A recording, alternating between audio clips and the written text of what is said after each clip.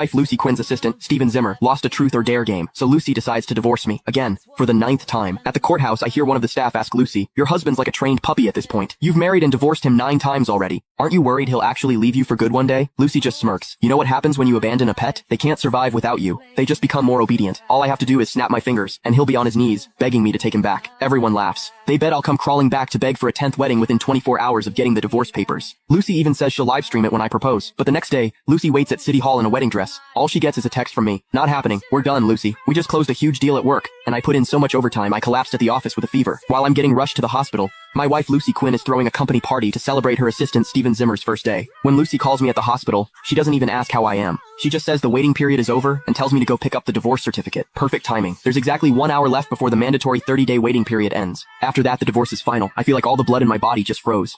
I stand there, phone pressed to my ear. This is the 9th time Lucy's divorcing me. We've gotten married 9 times, divorced and remarried over and over. It's been a cycle of hope and despair on repeat. The first time she divorced me, she said I was boring and predictable, even in bed. The second time, she said I was too stable, too dull, nothing like her young assistant with all his energy. The next 6 divorces were all the same. Different excuses, same result. Listening to the glasses clinking and drunk laughter on her end of the call, I get it now. This 9th divorce? Just a stupid drinking game. I want to beg her not to do this, but the words won't come out. Lucy always said she hates how clingy I am. Right then, I'm just exhausted and totally hopeless. I know Lucy. Once she makes up her mind, that's it. I ignore the nurse trying to stop me, rip out my IV, and stumble toward the courthouse. I drag myself in there, dizzy and aching, and see Lucy looking super proud of herself. She's bragging about her success with the abandoned cat effect. Her words are ice cold. That's when it finally clicks. I never understood why Lucy kept marrying and divorcing me over and over. To keep her, I changed everything about myself. I got rid of whatever she didn't like, but no matter how much I begged, she'd want a divorce again right away. I'd agree through gritted teeth. Then not long after, she'd cry and say she couldn't live without me. And every single time, I went back. I turned myself into nothing, threw away all my self-respect just to make Lucy happy. Only now do I see the truth.